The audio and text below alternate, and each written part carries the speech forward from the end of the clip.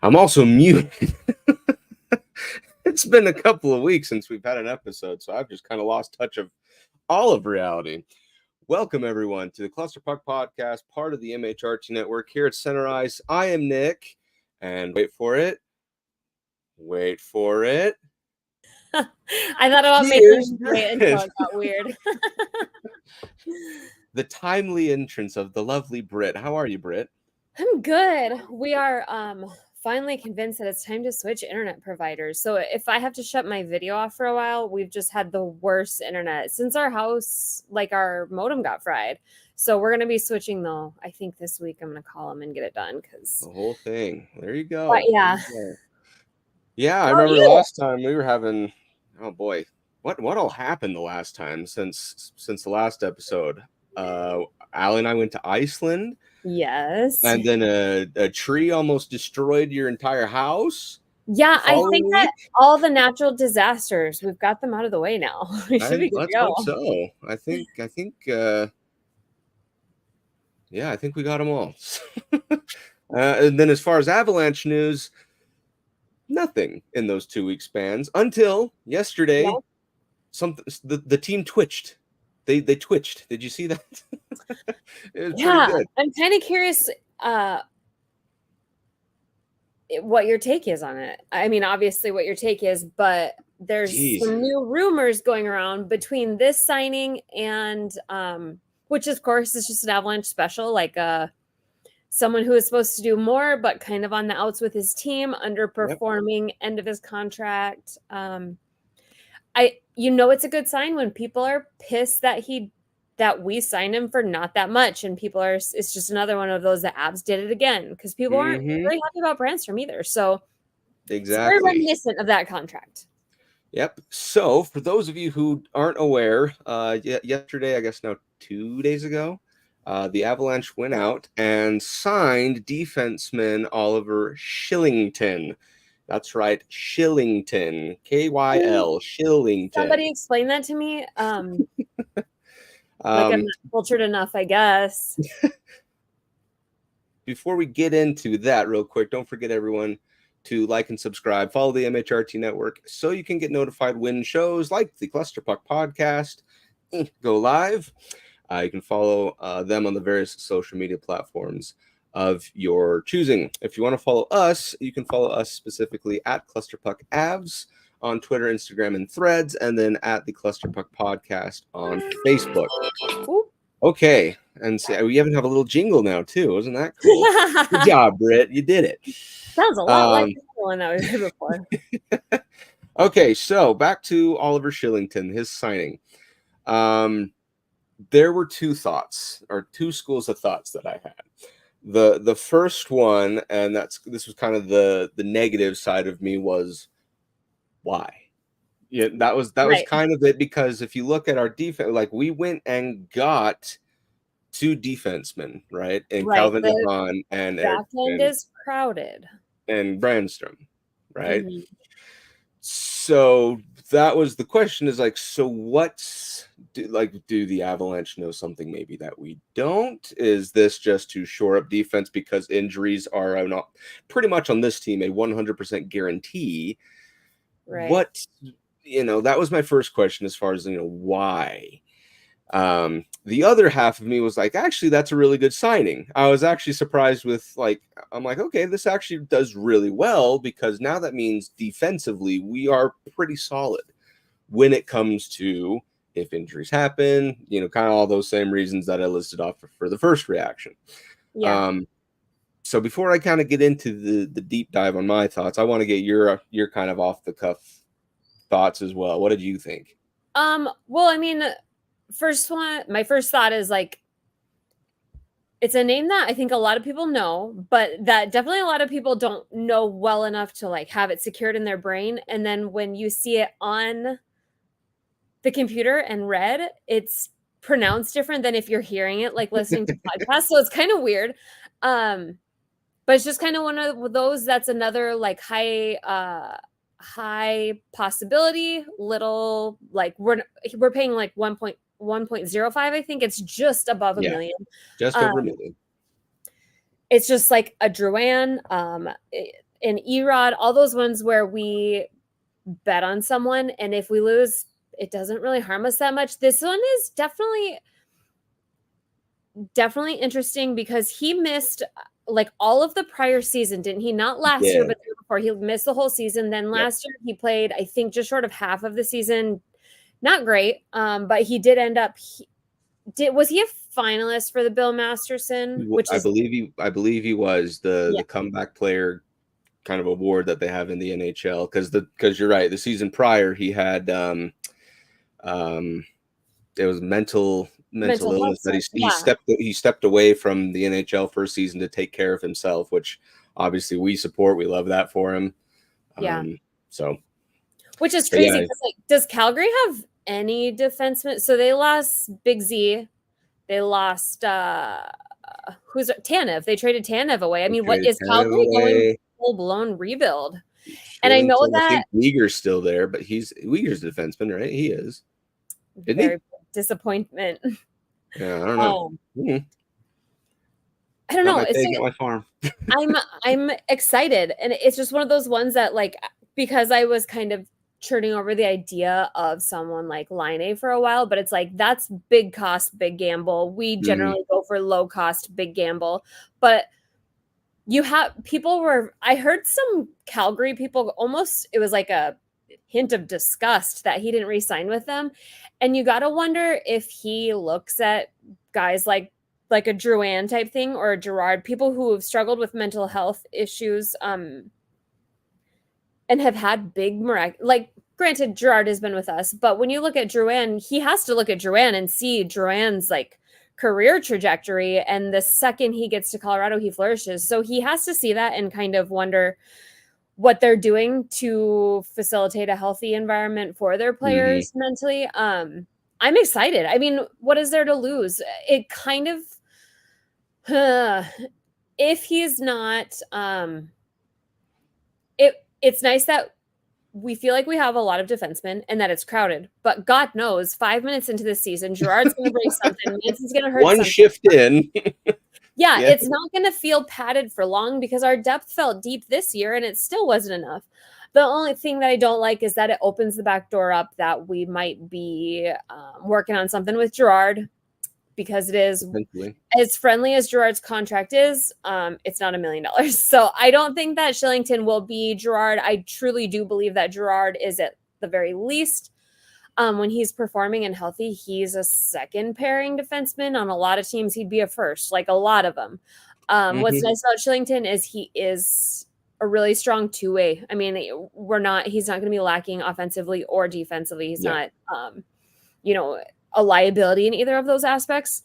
But there's really just nothing but excitement. My only other thought is that maybe it might be someone that we rebuild and utilize as a trade asset if we're still heavy down the road. So potentially, there is that. Because doing more looking at him and stuff like that, because you're right. I mean, the year before he took that season off with the Flames, I mean, 9 goals, 22 assists. That's really good, right? Yeah. And the one thing I did admire about him in that season and whatnot was his defensive ability to get the puck out of the zone. That was like the biggest, and that's continued problem for the Avalanche, is getting the puck out of the zone, especially in times when it matters.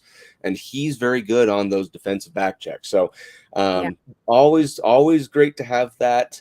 His skating ability, the only one better than him is Cale Makar as far as defensemen go. It was amazing. And then, like you said, he only played like about half a season last year, but still out of that, three goals, 5 assists. It's admirable for 33 games. That's about a point every 2 games, but maybe something wasn't right. He was getting used to something, and then it all just crumbled. So again, it's kind of a nice little, another new Avalanche project, I guess you can say. I mean, we are dealing with that, or going to be dealing with that when it comes to Eric Brandstrom. So that kind of is the new question, right? As far as now have this bottom pairing where it's going to be like this rotating slot of who's it going to be, right? Because you have your top pairing. You know what the big problem is that that means that we don't have space for Tyson Barrie to be signed. That is the bad news. You are 100% right. Like and that's the same sad. day that they announced it, which was such a quiet signing. It was so weird. I just kind of, I don't know if it's me or Mm-hmm. the internet, but I was just kind of disconnected from Twitter and I just randomly saw it. I'm like, okay. I didn't realize that. I didn't anticipate it, but I had just been looking at the unsigned free agents and saw that Tyson Barrie was still unsigned. And I was like, okay, this might actually happen. Could be. I mean, Utah is still an option for Tyson Barrie, so that'd be even closer. Right? And then it'd be more intimate for you, and it would be much more about being mad about when he's. I would text you about every single game. I'd be like, "Oh my gosh, there he is."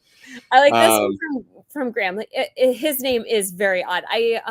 Did you see his last name? I was gonna look it up. Is Shillington? I can't think of any names. He's a Swedish man, so perhaps that's why. Okay.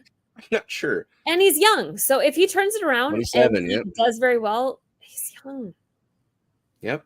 So it'll be interesting. But now that kind of begs the next question as far as him being in now. And that is, what is that last rotation going to be, right? Because you have your obvious top pairing, which is Makar and Taves.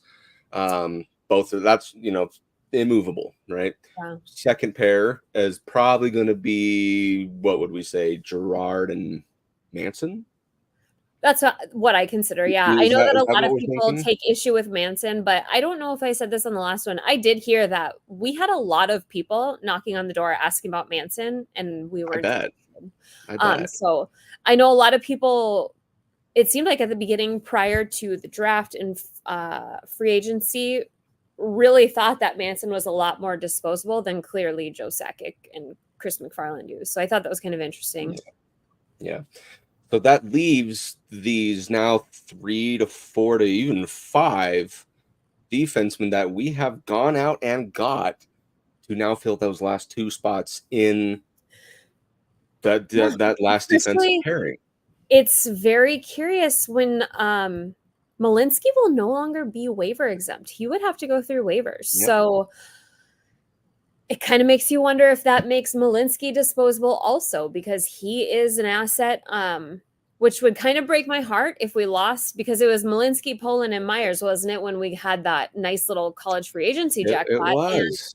Yeah. I love Malinsky's game. And his game was great. Right. I can't, you're not entitled to anything, but it sure seems like he deserves a better shot than what he got getting thrown in some really less than, which that's how it, that's when AHL tweeners make a name for themselves, is by coming in and playing during times of great adversity for hockey teams. But I feel like the Avs have their tribute, like their, it's just been a really weird couple of years since we won the cup. It feels like. Yeah, it has been.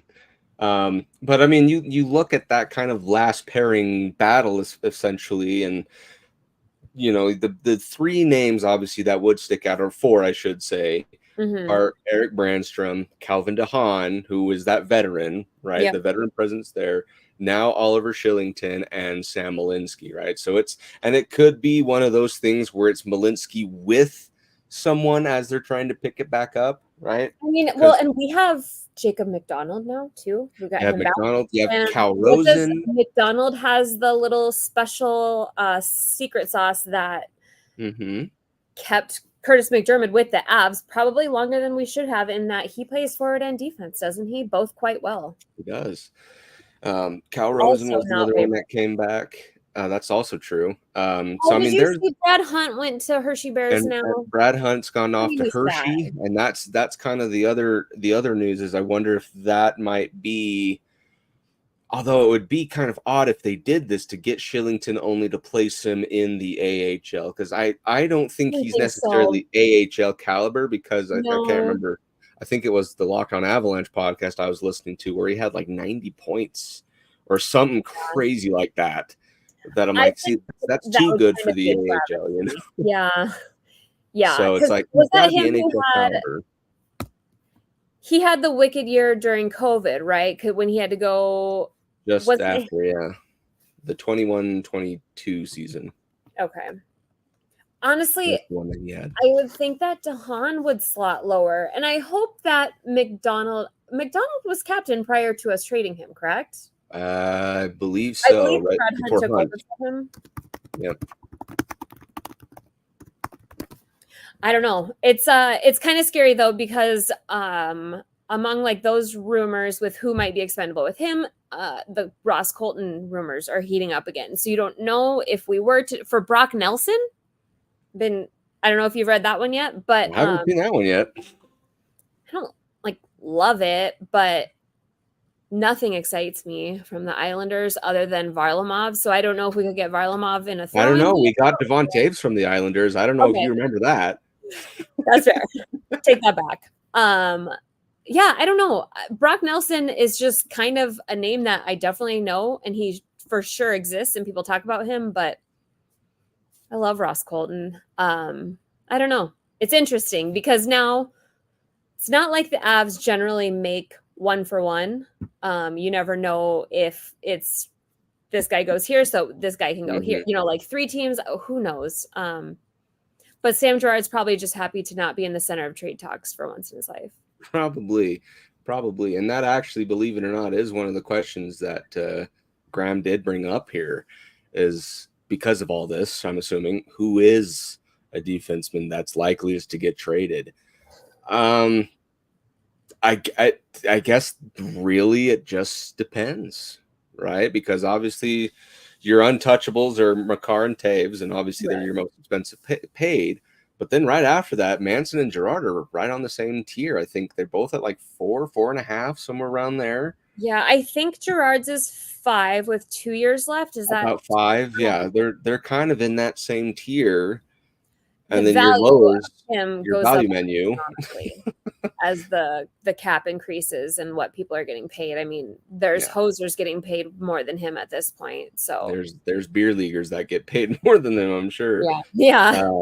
But I guess, Graham, to answer your question, I mean, it just kind of depends on how it plays out during the season, because obviously as it comes toward trade deadline, that's kind of when you're going to take a look back and say, okay, who has underperformed, or who's overstayed the welcome, who just and how isn't much money working do out, we have?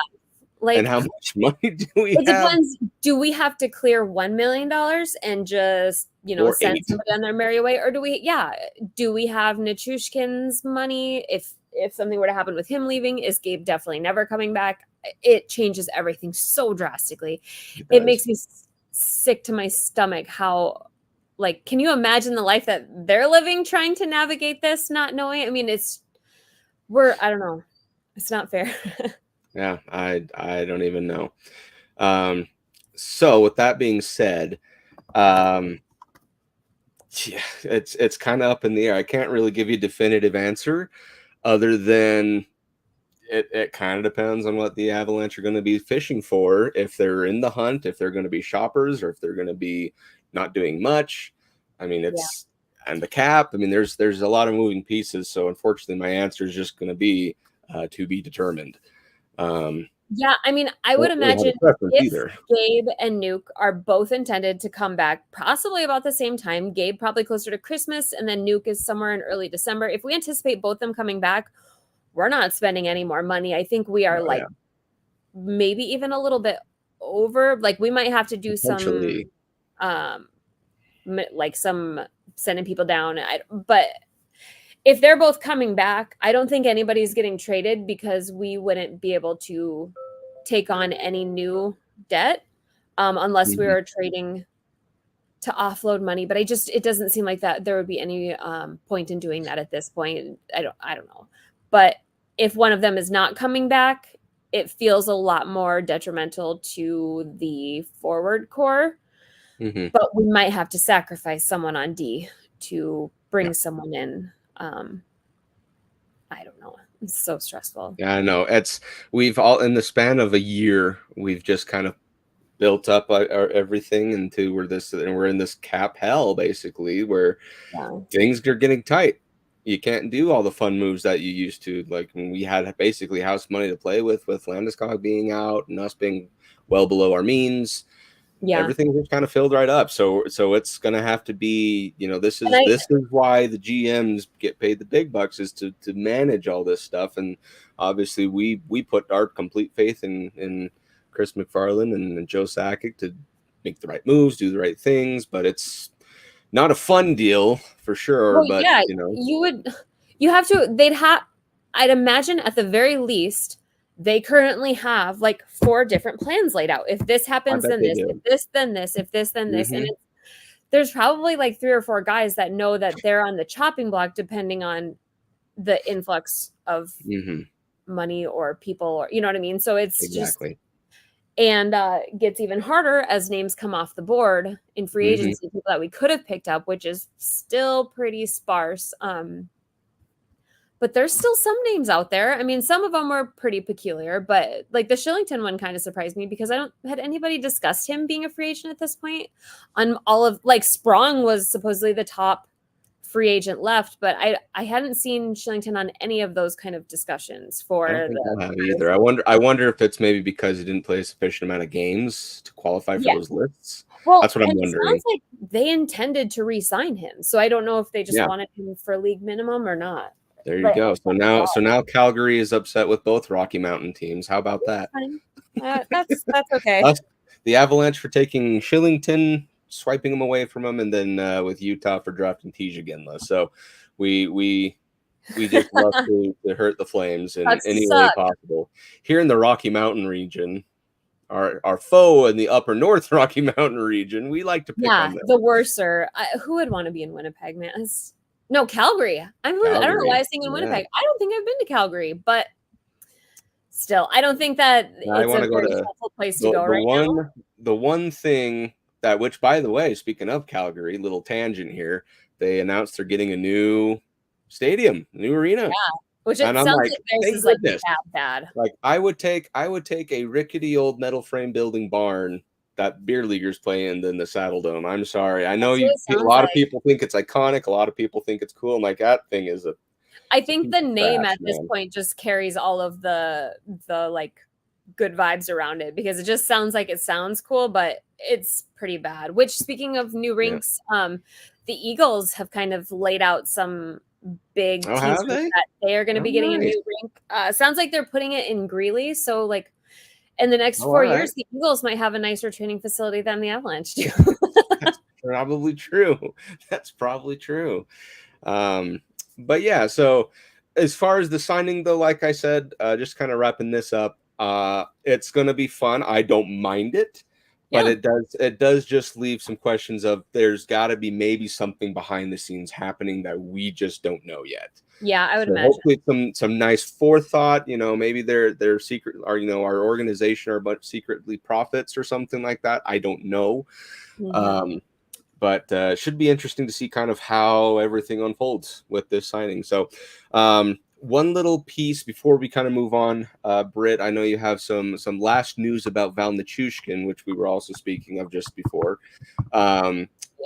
The KHL has been pretty busy, and they took one of the Avalanche players that I was kind of hoping would stick around for a little bit. So Ivan Prosvetov has signed with the KHL, and guess what? He wasn't even the biggest name that did. I think it would be probably besides Barabanov, it would be oh my gosh, I just had his name. D'Angelo and Kuznetsov, which is crazy. Kuznetsov signing a couple years of a contract. Crazy. They did a mutual termination, which is, he's not that old, and he played really well last year with Carolina, which Carolina is hemorrhaging talent. I don't know. And they had the money to re-sign a lot of them too, which is what was surprising me. Them in Nashville, I'm like, how do you still have money?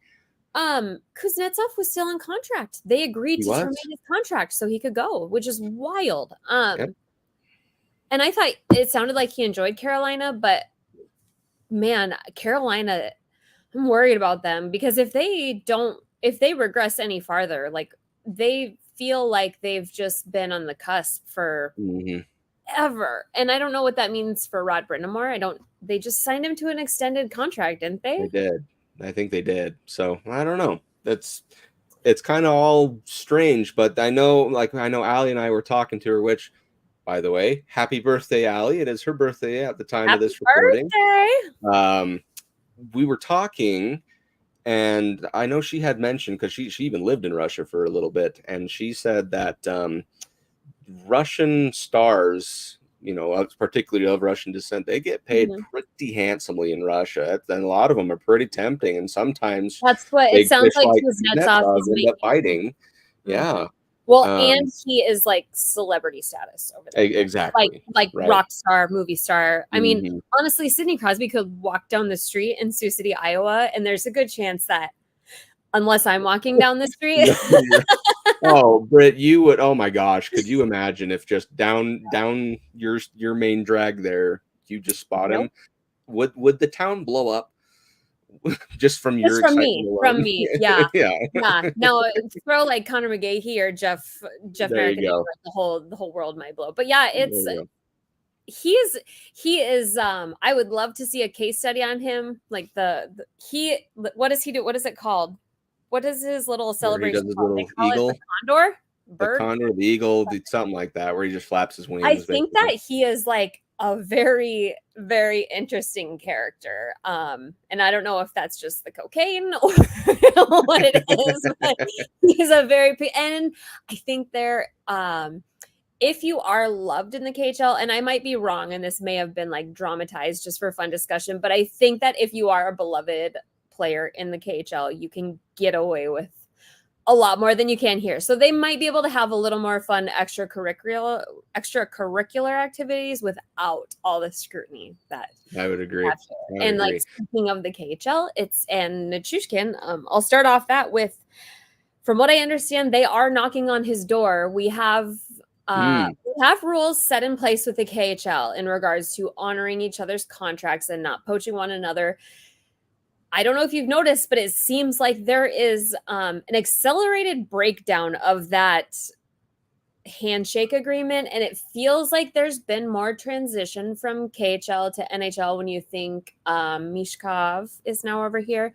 What was the Flyers goalie? That whole thing was kind of weird too. The one that they basically kidnapped to go. Oh, was it Meditov? Was that his name? Yes. So it seems like I keep hearing a lot of stories of KHL and NHL contracts being broken both ways, but I feel like it would be safe to say that the KHL is probably a little bit less real. Like, I don't even know the word. I think that they're a little more likely to be the ones that break the rules a little harder with less shame. Yeah. So, but it sounds like he's got some unofficial, if you come here, we got this kind of offers. Supposedly there was a comment made at some point that from his prior coach that the Avs is where he wants to be. Could have fooled me sometimes, but like the Colorado's where he wants to be. And it did also kind of concern me with Trennan's comments in the interview. So what it was is there was an interview done with many Russian players. I believe Georgiev and Trennan were both interviewed. Trennan, he did mention or like kind of, what sucks is the translation is weird. There's a lot of words that don't translate or like correlate directly with one another. So it could affect tones, and Russians are just like brash and not friendly and excitable. They don't use adjectives to be fluffy like me.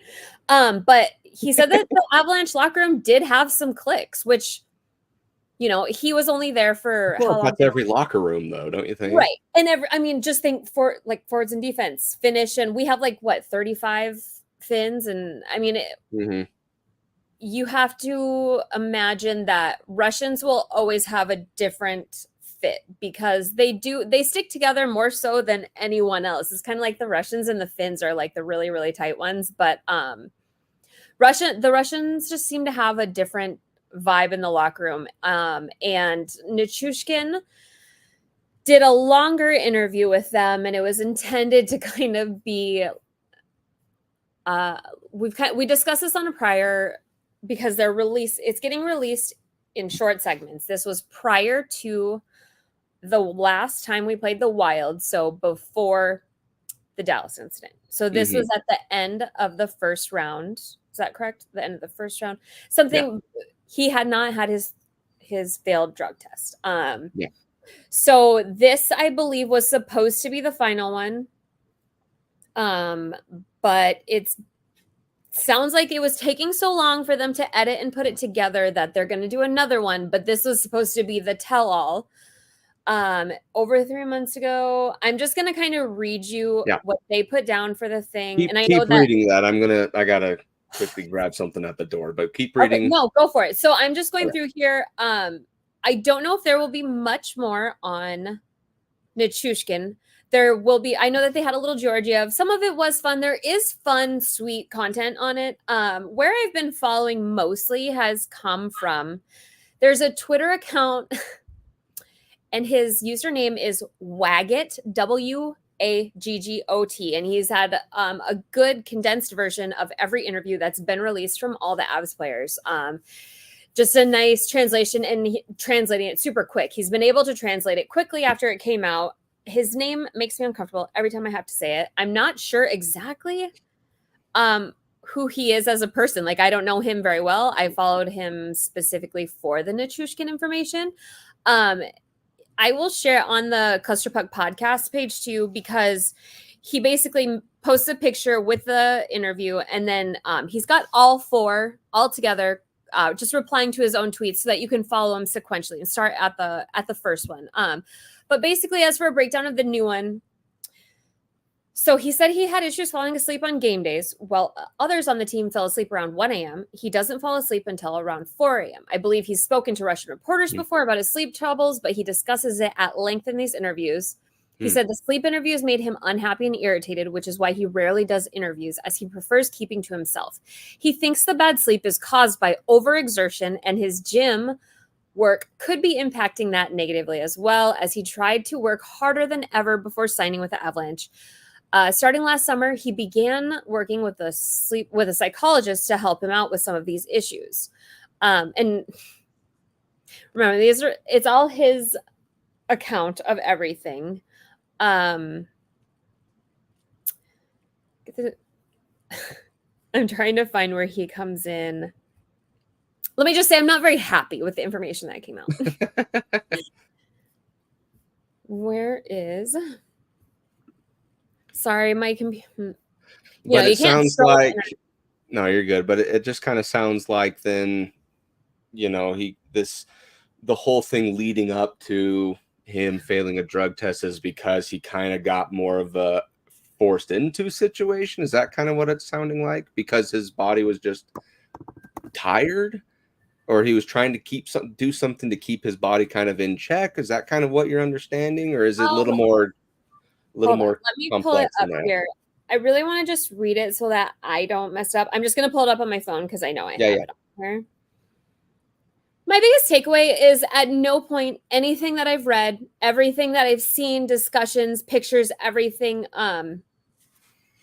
he has not taken a single ounce of accountability for anything. That is a little. He's never admitted, apologized, and I'm not entitled to expect him to like grovel, but I don't see at this point how anything short of an apology and essentially some groveling would repair what has to be felt in the locker room. After the first incident, everyone was quiet, and nobody had anything negative to say about him. None of the team coaches, the interviews after losing, I mean, nobody even hinted at anything because it was almost baffling. You would have thought, why are they not more mad? But it just seemed like they silently supported him. They kept his privacy. And then after this one, when you had like Jack Johnson, who is deeply respected in the locker room as a very level-headed leader, say that he made his choices, and it just, do you understand what I mean? Like the vibes just kind of changed. So apparently Russia banned YouTube also. So that's interesting because I don't know if there's still good access to this video. So we knew that he was injured, was going to miss the thing. Many of the guys on the team have trouble falling asleep. He says he sleeps fine on non-game days. And January 2024, He describes that he has a state of a bad night of sleep as an emotional hangover. On the day after, his mood will be horrible and will become irritated and high-strung. He will lash out easily against others. So in January 2024, Val entered the assistance program to get this under control. He says he works on his issues with a psychologist about 2 weeks ago, as of today, April 2024, which you're going to sit here and he's essentially saying he went into the player assistance program for sleep issues and anger due to sleep issues. Val doesn't say that his first stint directly with the player assistance program was over the same thing, but it was implied. He doesn't say what was the cause of his sleep problems, nor what was the treatment, aside from hypothesizing that physical activity might be involved, which, like, there are a lot of extracurricular activities that would lead to lack of sleep and anger, you know. Yeah. It should be noted that this is all of his recollection. I am curious to see if the Avs will release a statement on it, but it's like Waggett says here. I find it oddly convenient that Val's friends happen to be in Seattle and take all the responsibility for whatever happened. So essentially, they took. It's weird. It's so weird. So here's some. I'm not going to keep going on this. It makes me really mad. It could be a turbulent return, should he return. So Gabe once saved, these are some of the more fun tidbits, because I figure we may as well just talk about those, because it seems like we don't really get a lot of fun stuff from the Russian guys. Georgie's pretty quiet, and he doesn't really say a lot of, like, off-the-cuff things, but Gabe saved Val once from a fine over garbage bins. You're supposed to put them out so that the garbage will be collected and then put them away within the day. If you leave them out, you get a fine. Gabe was walking around the neighborhood one day and generously tucked Val's forgotten bins back towards his house. Val was out of town and his wife was busy with her own business, so they forgot. Val's wife runs her own lingerie brand. She has shops open in several Russian cities. Val says she's an inspiration for him, even though their schedules do not always allow them to spend time together. This is like the one thing that was kind of like, oh, that's kind of cute, because those stories are both so weird. Like, he says he loves his teammates and his friends in Colorado, and he loves Colorado. And he's like, yeah, one time Gabe put my trash cans away for me. Like, that's how close we are. So I thought that was kind of weird. And then, like, goes on to boast about his wife, who allegedly he does not stay faithful to. But apparently he keeps sticks from several other high-profile Russians in his designated Lego room. So Val Nichushkin. Oh, man. Lego guy, huh? Never in a million years. I would have guessed that he collected, like, salt and pepper shakers before Legos. So Kaprizov promised him one, but he hasn't delivered yet. Val has several of his own sticks to commemorate important events, such as one from the game day his daughter was born, which he played like a boss in that game. I specifically remember wasn't that the hat trick? I'm pretty sure. He has his 100th puck framed, something Kaprizov made fun of him for. A maintenance guy in Ball Arena used to have Val's jersey hung in one of the rooms and has since taken it down. I think that's most of the cute stuff, but I still just can't believe that Val. So most importantly, he didn't take responsibility and he has a Lego room. So how do you feel about that? That's what you need to walk away with, guys. So I don't know why I can't find it on my phone, but essentially what we've got up to is, like, still, my takeaway is that when he gets back to Colorado, he needs to do a media appearance and he needs to appear vulnerable for even just 5 seconds. He does. He needs to be vulnerable to his team, and he needs to truly swallow his pride for 5 minutes. I'm just not sure that that's going to happen. And so even if he does come back, it'll be very interesting to see how long he stays and how that recovery goes. Interesting. Cool. Well, thank you, Brit, for your investigative work. She's our eyes and ears on the ground, so if you need anything done, she's your woman.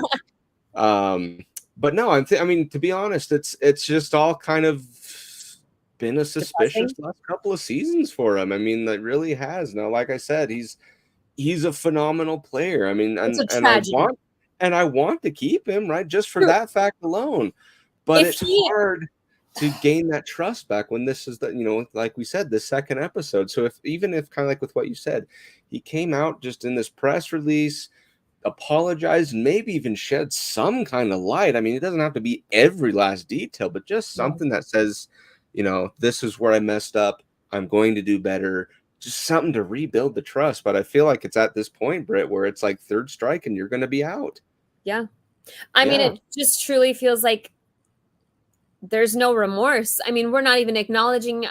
He is truly not even acknowledged like what the thing he did was that was wrong. I mean, he justified Seattle. I don't know. I think what's going to happen is that in about 30 years, we're going to get an HBO series about it, where finally we learn the truth. Yeah, and it kind of worries me that even in less than 30 years, like maybe one of our free agents that comes and goes comes out and is like, damn, that locker room is way worse than you guys think it is. Yeah, there you go. Is toxic, and he's just like Let me tell you about the real truth behind the Stanley Cup run. Yeah, we'll see. But yeah, I don't know. There's supposedly one more coming, but they were all shot prior to the second exit. I hope that he has more feelings of humility. Like Russians are like, yeah. I would hope so. Speaking of 30 years, it still feels like we have a ways to go as far as the start of the season. However, we are, I believe, now 6 weeks away from the start of preseason, so I am counting down the days. I'm really tempted to make a paper chain. 1, 2, 3, 4, 5, 6, 7. Sorry, 7 weeks away. This is the last month without hockey, so just hold on for dear life. However, I think it is at a point, Britt, where we can start to discuss lines and projected lines after camp is done, preseason's done, day one. Mm-hmm. I think the Shillington signing is now kind of the last. I'm pretty sure. Feels like it. It looks like it. So let's kind of run through just kind of initially, post-camp, we'll say, the lines that we think they're going to be, and then obviously we'll kind of throw in an alternative one if Gabe and Nuke come back in. Right.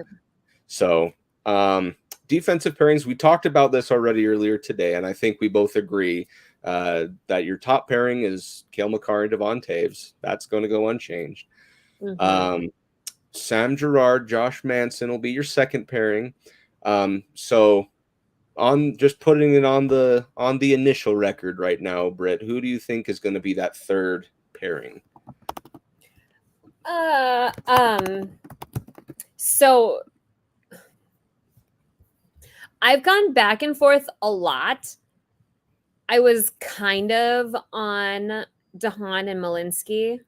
But I really do think that Shillington takes DeHaan out. I mean, I guess that's just opinion wise, and camp is really going to matter, which is the competition is good. But I personally think that if anything, to start the year, Shillington would get those minutes just so that we can start him off on a high note and hopefully get rolling, continue off where he left off, having a good pace last year. But like Malinsky is, I think he is like just waiting to break through, and he just doesn't get long enough. So and they like him. He's one of Bednar's boys. He's on the good list. You can always kind of tell who's on the good list and who's not. And Malinsky got a lot more. They pushed harder to try to keep him in longer when it maybe necessarily wasn't a fit. And that's generally the opposite of what they do. They kicked Sampo Ranta out so fast, couldn't even finish signing his contract in Sweden. So I'm excited. And I think Malinsky and Shillington would work well together because they're both relatively similar, but that Malinsky is so gritty, and that I don't know. That's where I'm going. Sorry, I'll stop. But no, I think Malinsky, but I think that it could be a rotation of healthy scratch. Malinsky cannot. None of these guys he goes through waivers once, but then if he clears, they're fine to just add him and throw him in, right? Is that right? Or am I... Any of those? Yeah. So it's 30 days. I think, isn't it just once every 30 days? Malinsky I thought it was. Oh, you could be right. I thought it was once for the season, but that actually sounds. And it might be different during different times of the year.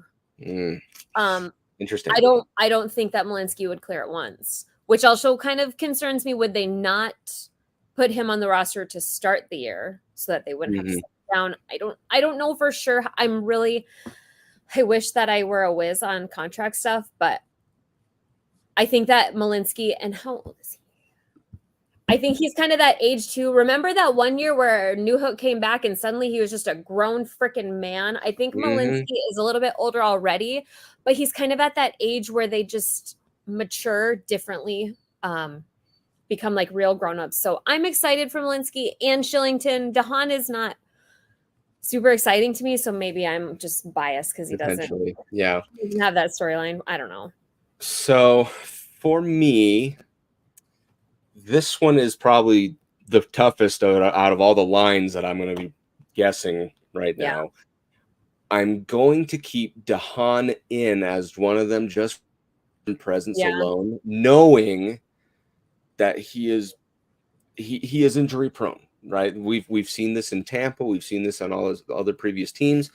He gets injured a lot, right? And with him being up there in age, you know, it's hard to see him stay there. So that's why I think potentially your pairing becomes DeHaan and Shillington, with the notion that DeHaan will probably not. He'll have episodes where he's out for a period of maybe 14 games or something like that, and that's where Malinsky then comes in. And if it looks like DeHaan's out for the season, it's a plug and play for Malinsky. If Shillington goes out, you put all Brand three of those guys. Like, who knows? Exactly. I think we'll be lucky to get one full 84 games between the three of them. Well, that'd be probably what's going to happen. But I think it's going to be one of those. And you might even be right when it comes to rotational bases, where it's just Brandstrom, Shillington, DeHaan, and Malinsky, all of them, depending on who they play, who's hot, who's not, you know. But for right now, I'm going to say DeHaan and Shillington, with the more likely thing that Malinsky ends up on that for sure pairing, and the other 2-3 are kind of on a rotation basis. So, okay. Goalies, I believe we're both in agreement here. That's Georgiev and the backup Justus Annunen. I do think Annunen will see more playing time, giving Georgiev not only some rest that he could definitely use, but also kind of gives a bit more of an exhibition as far as a showcase as far as what Justus Annunen can do. So that'll be super nice. Okay. Let's assume now in these forwards that this is without Gabe Landeskog and without Val Nichushkin. What's your top line looking like? I have really, really struggled with this because I want Drouin with McKinnon. Like, I just really do. But I also want McKinnon with Lehkonen because they are just as magic. So I don't know if we could just force one of them. And I have gone back and forth. I mean, sometimes it feels like Rantanen thrives with Mac, and sometimes it feels like when he gets dry and he gets away from Mac, then he thrives also on his own. I feel like kind of I've settled on Drouin, Mac, and Rance as opening night. And it doesn't stress me out that much because I like the idea of Lehkonen with Middlestat. I do kind of worry about Drouin with Middlestat. I worry about getting a line that has too many playmakers and not enough just shoot it and score. But that's my line that I settle on as my first line. And if it's wrong, if it ends up not working well as it flows down, it doesn't matter because we know that they'll mix it up 3 minutes, and if they tend to do that anyway. So. I did hear it interestingly discussed about Bednar. They kind of rely more on like pairs, even for offense. They have like the two dudes that they like together versus just having three, which I like that consideration because we really do have a very fluid forward core. Yeah, I'd agree. For me, I'm right there with you. I think your top line is going to be McKinnon, Rantanen, and Drouin. Obviously, McKinnon brings out the best in Drouin. We saw that. Yeah. And honestly, it got to a point late in last season where Drouin was literally pasted throughout all 4 lines, and he did well. I So truly think that he's going to emerge as one of the I think core so. leaders in that locker room. I think that he is a leader of his own, and even starting him with Mac, if we don't plan to keep it, it is a good way to set the vibes for the year and for Exactly. Drouin mentally. I think it's, because especially considering either or Gabe or Nuke coming back, we know things are going to change. Mhm. Nuke I is think kind of the wrench in it for me. Should he come back in November, where does he go with, that's going to throw a wrench in it for me. Yeah, I'd agree. Okay, second lines. This is where it gets a little interesting for me because there's one gap where I'm like, who goes here? So I'll start. Wait, hold on. Can I predict something? You can predict something. Is LOC the problem in yours? The third line is the reason the second line has to be this way. That's how I'm going to put it. We can't shake that up, but I don't know what to do here anyway. Okay.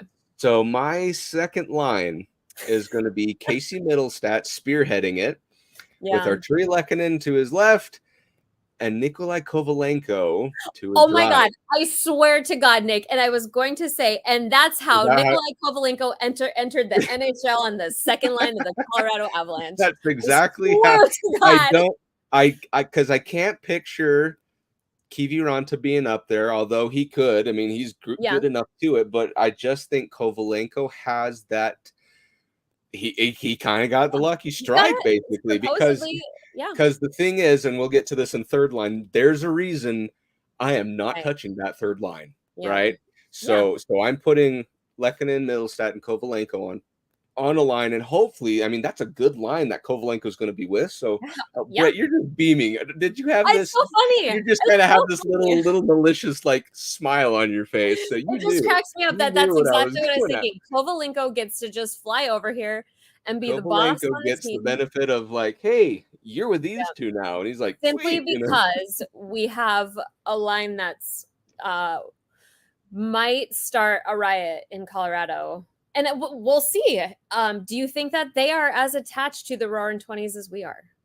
I would certainly hope so. And I like the name too. But was that your second line as well? Yeah. Interesting.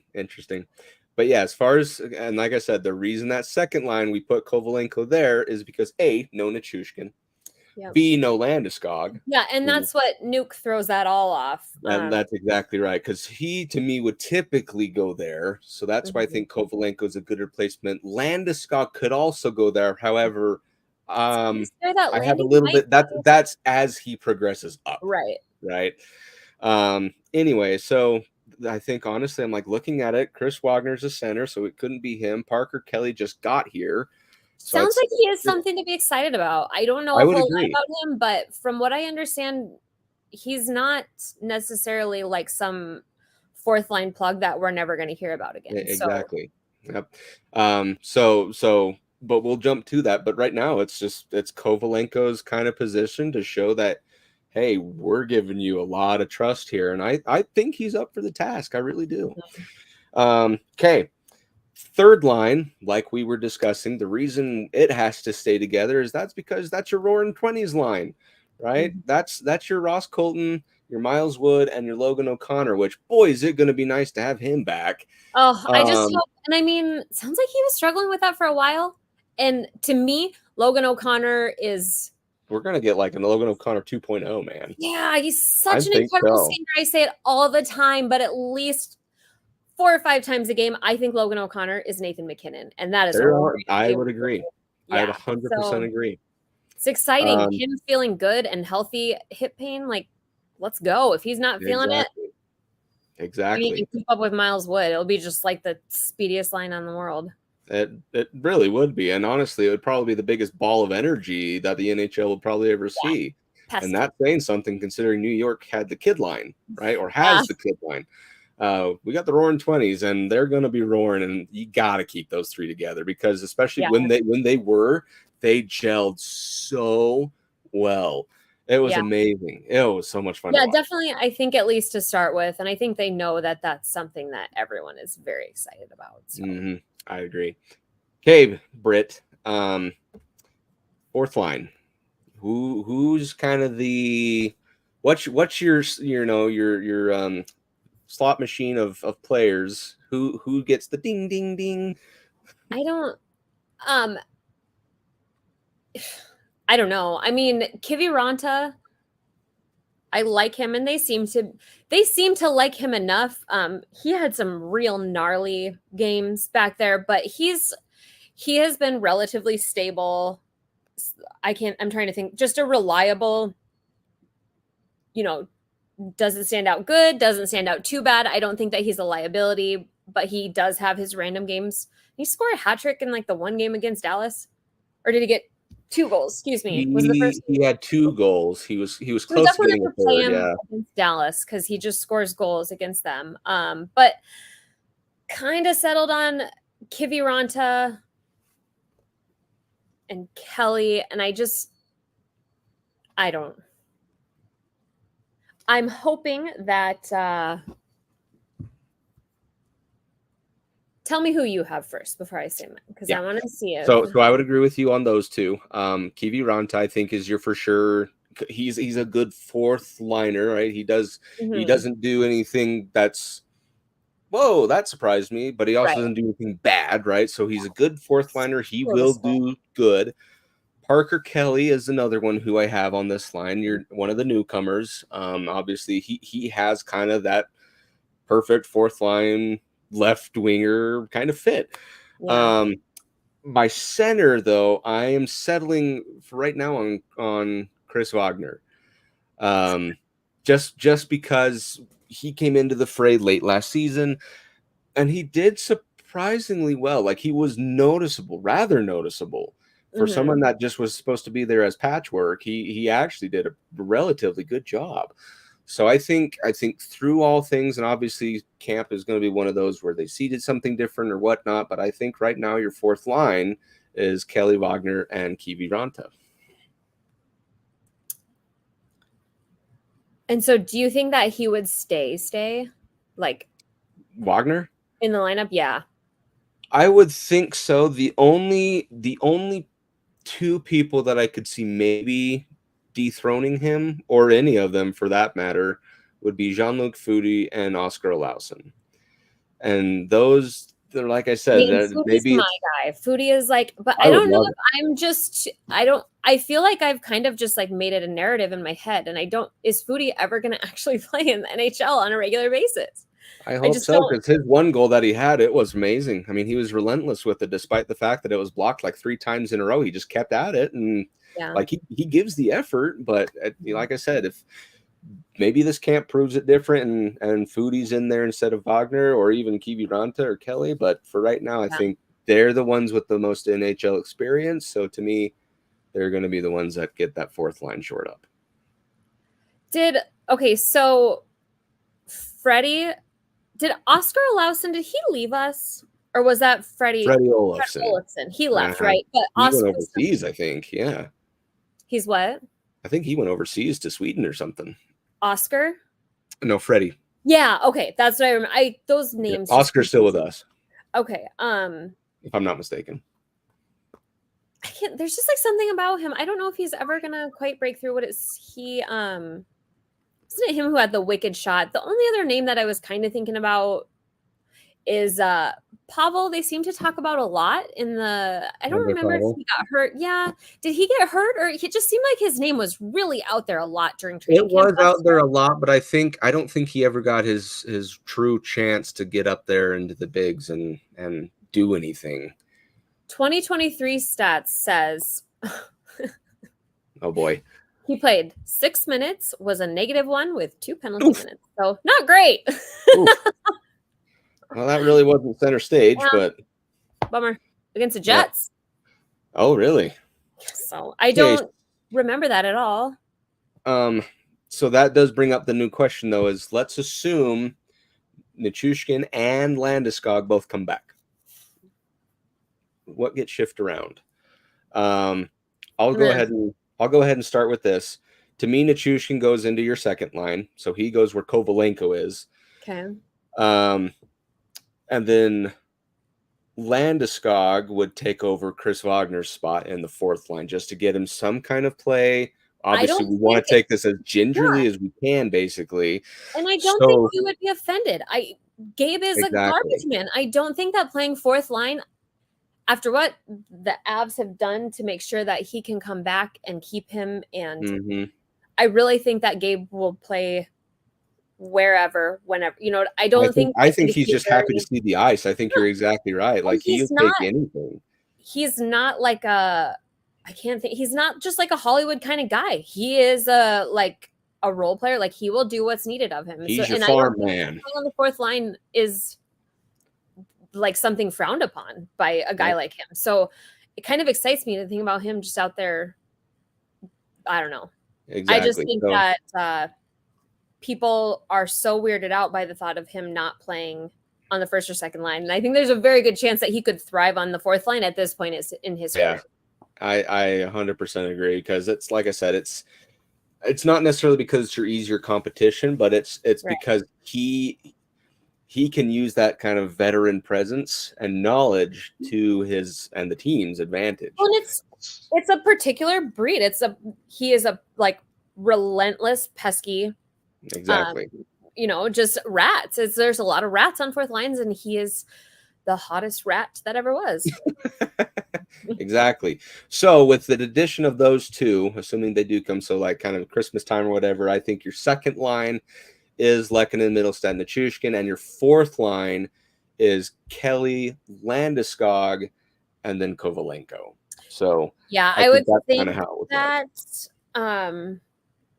I would think that Kivy would be the first one, because we booted him several times. He had some absences. Yeah, there were times where he did go down, so I think it'd be nothing really new. And then obviously with injuries, stuff comes up. Yeah, obviously we're not going to have a healthy team. Having an abundance, is good. I mean, wanting to force them to compete and perform in order to be the next guy called up or the guy that stays is, there's value in that. Same with goaltending.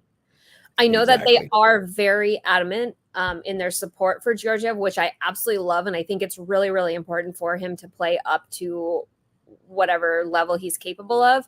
But he knows now that his backup goalie isn't just an AHL goalie here that doesn't have to go through waivers to get back down. He now has a backup who's on an NHL contract who can take his spot from him. I mean, we watched Sorokin lose Shesterkin lost his spot last year. I mean, we're all very aware now of what the basement is for Georgiev, and we don't want to see that come again. So he knows that he's on very thin, whatever you want to call it, that he's standing on. Ice.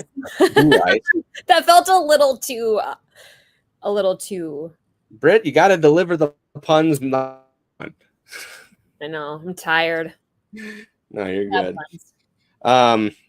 But yeah, I mean, I think it's a pretty neat looking team, very organized, I would say, despite those couple of little to be determined. They're just kind of floating out. I'd imagine once we know for sure on Nuke in any way, shape, or form, any kind of little breakthrough, we'll see a series of small, seemingly inconsequential moves just for monetary reasons. So I would agree. So, but other than that, I mean, that wraps everything up that I wanted to discuss. Britt, I don't know if you had anything else you wanted to bring up.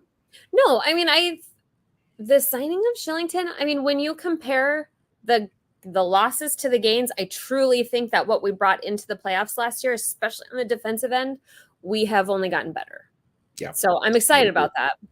I would agree. So I think we're plenty short up everywhere. So I think obviously when injuries do come, I think we'll be able to fill it in. Obviously, it's not going to be like 2022 where you had really good fill-ins, but you have some pretty admirable ones.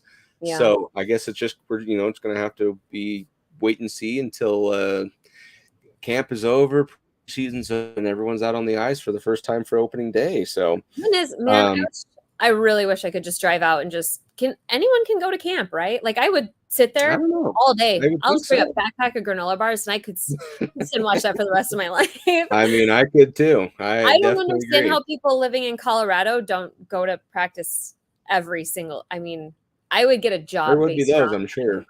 I would love it. You'd probably love Evan Raoul's job, wouldn't you? You just sit there and go to just a professional stalker. That's all reporters are, man. That's all they are. And I'm not even getting paid. You're I was about to say, and you do all this for free. I gotta look for something, right? That's right. Well, thank you everybody for following along on this episode of the Cluster Puck Podcast. We really do enjoy your guys' viewership and participation. We continually support that and encourage it. So don't forget to every episode give us your thoughts and comments, and we love to integrate those in our topics as they come. So if you like what you saw, don't forget everyone to like and subscribe, follow the MHRT network so you can get notified when shows like the Cluster Puck Podcast go live. You can follow them on the various social media platforms of your choosing. And if you like what you saw here, don't forget to follow us at the Cluster Puck Podcast, I should say, on Facebook, and at Cluster Puck Avs on Twitter, Instagram, and Threads. With that being said, it's the last month before hockey can finally come back. It's the last month before like all sports are gone, or when they come back, football's coming back, everything's coming back. So with that being said, we hope you guys have a great weekend. Avalanche hockey's just around the corner, baby. And as always, go Avs, go. Fast lane when I pass in the street, bag of money in the passenger seat.